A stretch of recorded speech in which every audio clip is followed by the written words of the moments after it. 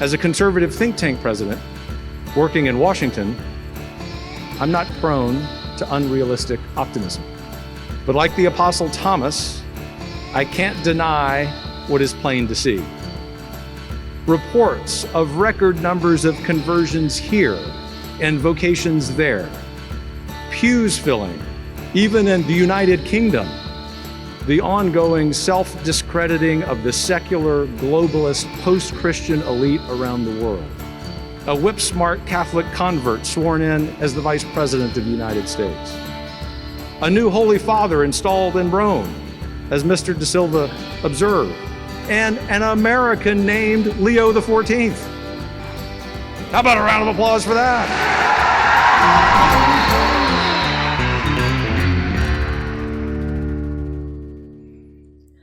Welcome back to The Kevin Roberts Show.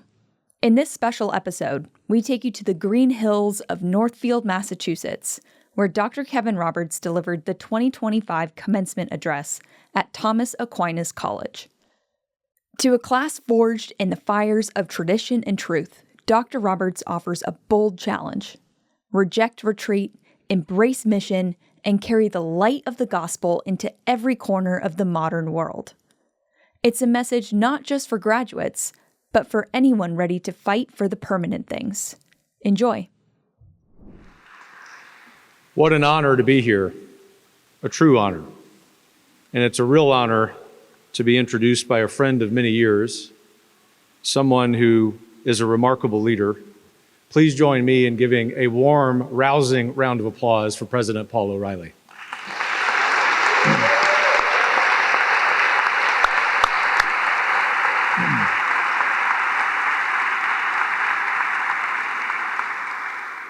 And for the record, I wouldn't do that for just any plain old Irishman.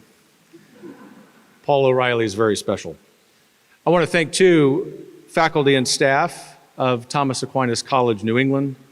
And I also want to thank Father Markey, Father Murray, all of the clergy, choir, acolytes for one of the most beautiful masses ever, certainly one of the most beautiful baccalaureate masses I've ever attended. How about a round of applause for their service?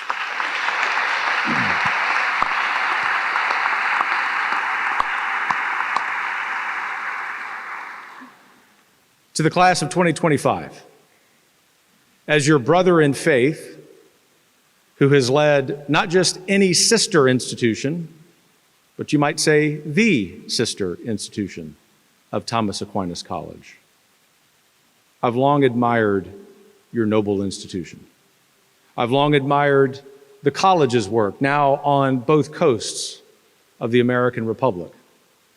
And I look forward in the coming years and decades to admiring your work.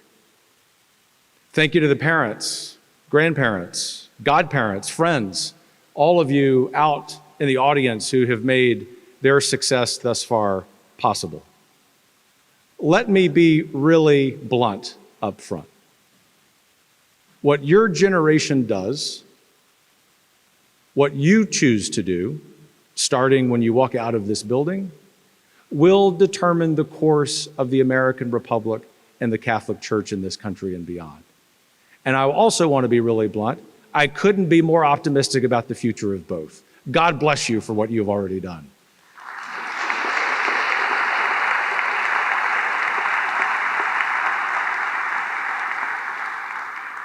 I'm sorry to add so much pressure at the very beginning.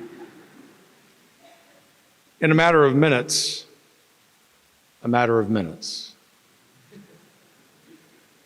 your time as a student at Thomas Aquinas College will come to an end. Do me a favor and don't start weeping, because I have a hard time getting through graduations as it is.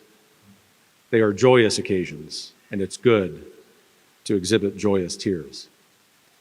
Your relationships with each other, in spite of the fact that life changes when you exit those doors soon, will not.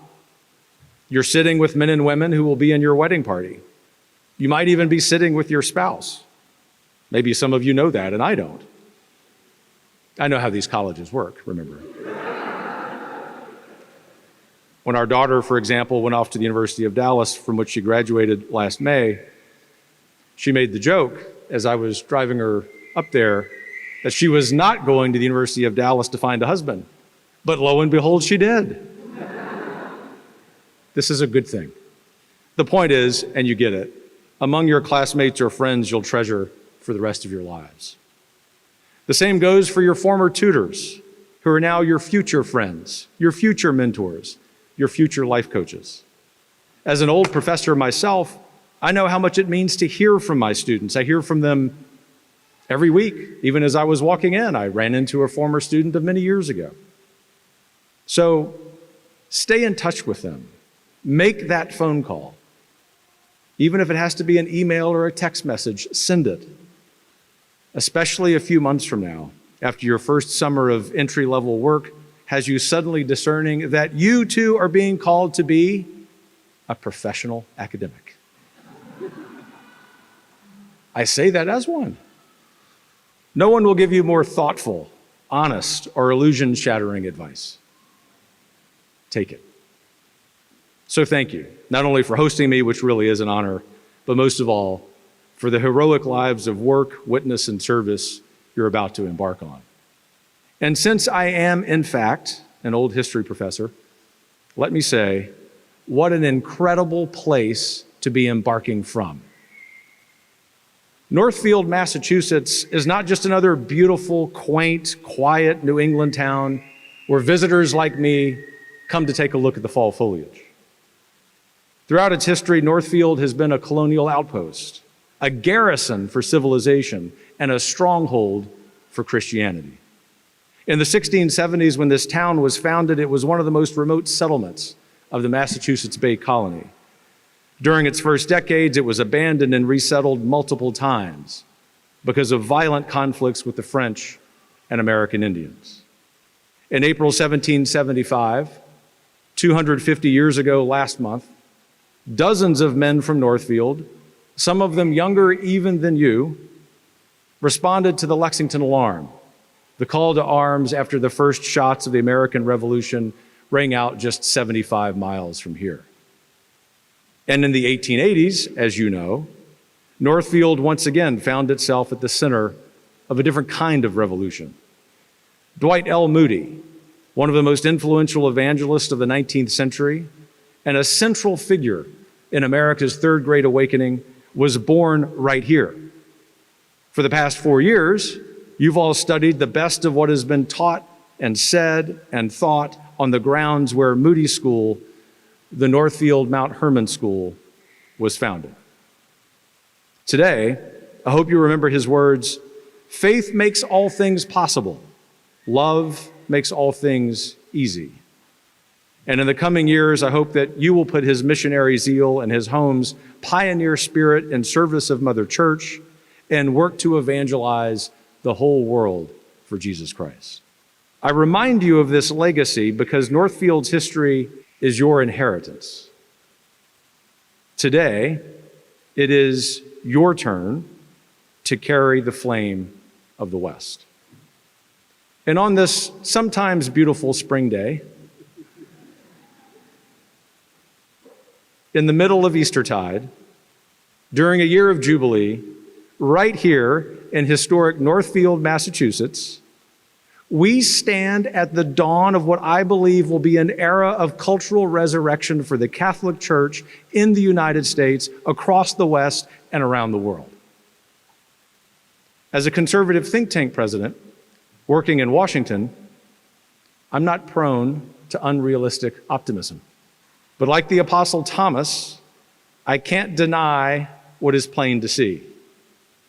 Reports of record numbers of conversions here and vocations there, pews filling, even in the United Kingdom, especially in traditional churches, to the incredulity of the corporate media.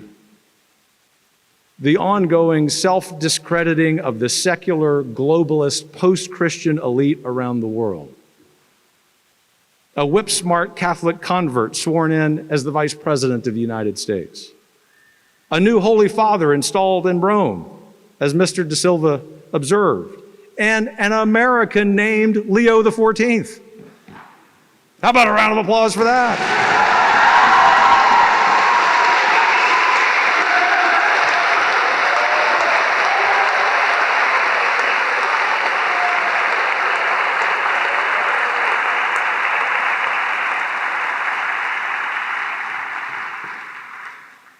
He deserves it.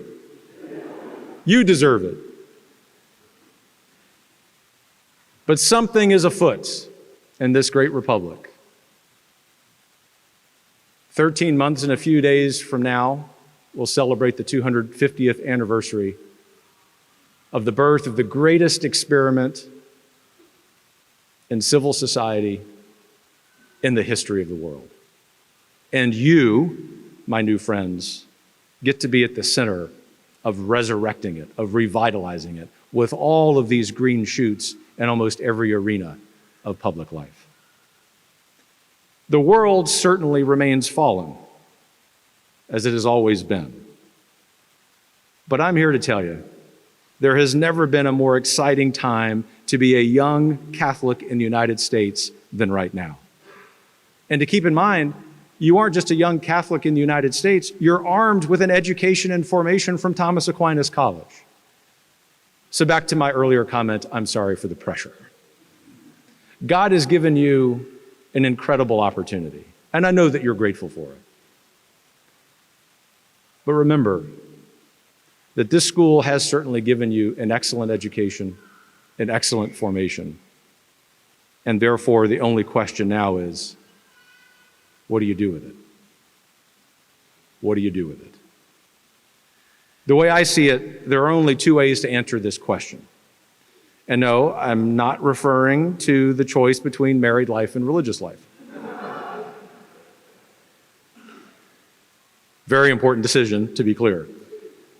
Both of them obviously noble vocations. I'm confident you will decide appropriately with the formation that you have with your own very rich spiritual lives, and know of my prayers. I'm also not talking about what you will do for work. Let's be honest, too many of you will become professors. The faculty tutors were already a little skeptical of me. Now they really are. There's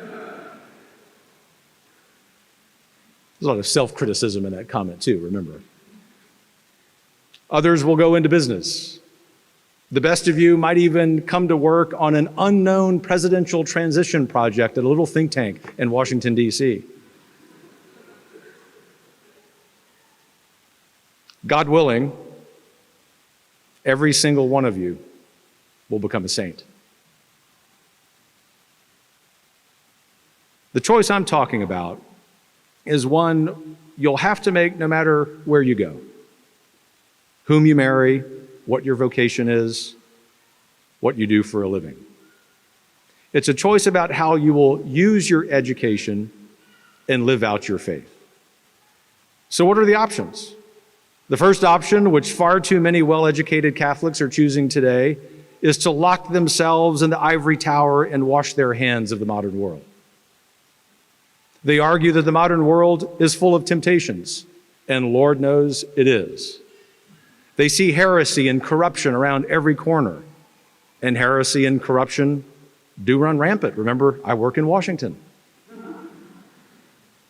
But their response, which is well-intentioned, is to walk away from the world and hoard their inheritance, our inheritance, for themselves. And to do so is to live in an illusion, a false sense of safety, the work of a prideful intellect that has forgotten Pope Benedict's words, "You were not made for comfort, you were made for greatness." These Catholics think that they are like medieval monks, tending the flames of our patrimony. But I think they're more like the Jews who said nothing good can come from Nazareth, so stuck in their manuscripts and so prideful in their own legalism that they can't see God's plan unfolding right in front of them. So that brings me to the second option. To continue, because I know you are, a true disciple of Jesus Christ and put your education in service to the Great Commission. This is what a genuine liberal education that teaches us to love the good, the true, and the beautiful is really for. Not to simply know that the modern world is broken, but to love God so much that you're going to spend every day trying to fix it, trying to repair it in good cheer. To restore Christian culture, we must be, as you know, in the world, but not of it. Now, usually when Christians employ this maxim, it's to emphasize the second half, and with good reason, to avoid the temptations of the flesh. But in my experience, it's very often the first half, the admonition to be in the world that smart, young, liberally educated Catholics from excellent colleges like yours really need to hear. Put simply, the world's not going to repair itself. Neither can it be repaired from safe remove. For Christians, retreat is surrender, especially if it masquerades as purity. The whole world is mission country today, just like Northfield, Massachusetts was for the first people who settled here. And Jesus is very clear that we are called to be missionaries in it. Mr. De Silva, once again, what a wonderful, rousing reminder of that truth. As our Lord said, "Go therefore and make disciples of all nations, baptizing them in the name of the Father and of the Son and of the Holy Spirit, teaching them to observe all that I have commanded you." Your patron, St. Thomas Aquinas, understood this, as you know. In fact, he echoes the commission of the order of preachers, writing that, quote, "Even as it is better to illuminate than merely to shine, so is it better to give to others the fruits of one's contemplation than merely to contemplate." Today, graduates, we need you to remember this when you walk out those doors. Our fallen world, mired in the twofold darkness of sin and ignorance, needs you to reject the illusion of the ivory tower and instead illuminate it with the light of truth that this school has instilled in you. Illuminate your homes. Most of you will be called to marriage and, God willing, to the gift of children. Few things will shine more brightly in the world than the home you build. As I've become fond of reminding friends in Washington and beyond, home life, truth, good joy starts around the family dinner table. Honor it. Illuminate your local parishes. Give generously of your time, and not just on Sunday. Play on the softball team. Mentor your young couples. Work the Lenten fish fry. Build a community in your parish. Do as my wife reminds me when I'm trying to scurry home and violate all of the advice that I just gave you. Go to Donut Sunday, Kevin. And when I complain to Mrs. Roberts that the coffee's too weak from a guy from the Gulf of America, see what I did there? You could applaud it. It's a pretty good name, Gulf of America.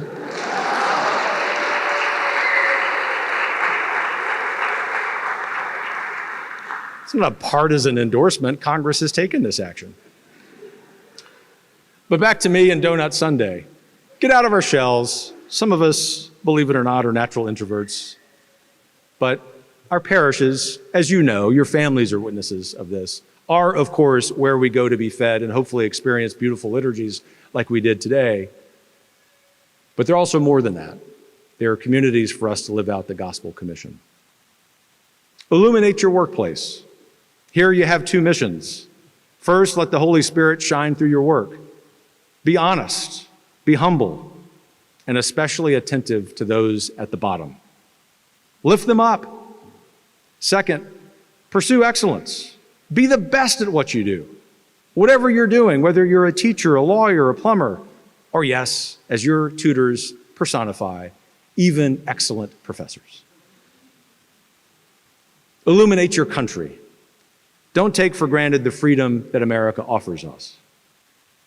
You know that our ancestors fought and died for it. And you know that it is up for us or up to us to keep it. Make disciples of all nations, Christ says. And as our great vice president reminds us, the Ordo Amoris compels us to start with this one. Finally, illuminate your heart. No offense at Brazil. I'm drawing a really quick on-the-fly deduction about Da Silva in Brazil. Am I correct? Yes, okay. We'll make Brazil second.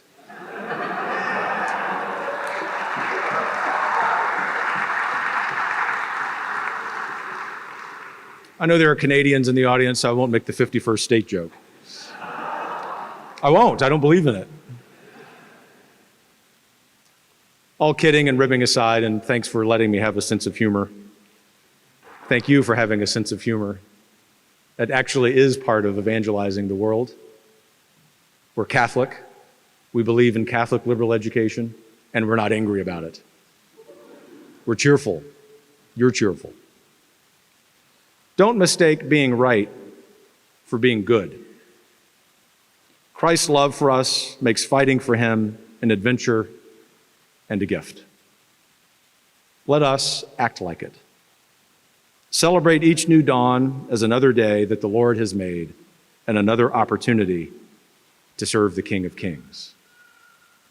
And how can we best serve him? In Matthew 5, Christ declares, "A city set on a hill cannot be hidden. Neither do people light a lamp and put it under a basket. Instead, they set it on a stand and it gives light to everyone in the house." Today, as it has been many times before, Northfield is that city. This piece of land where we sit is that place.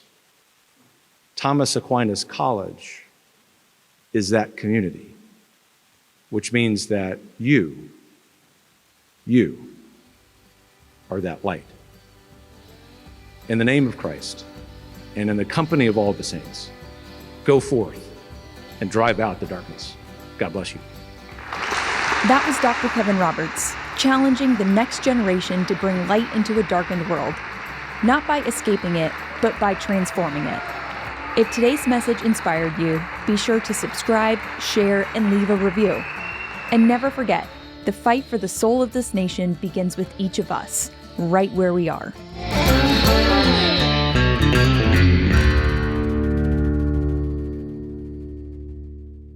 The Kevin Roberts Show is brought to you by more than 10 million supporters of the Heritage Foundation. The executive producer is Crystal Kate Bonham. Sound design by Lauren Evans, Mark Guiney, Tim Kennedy, and Joseph Fonsbakowski. For more information and to subscribe, please visit heritage.org.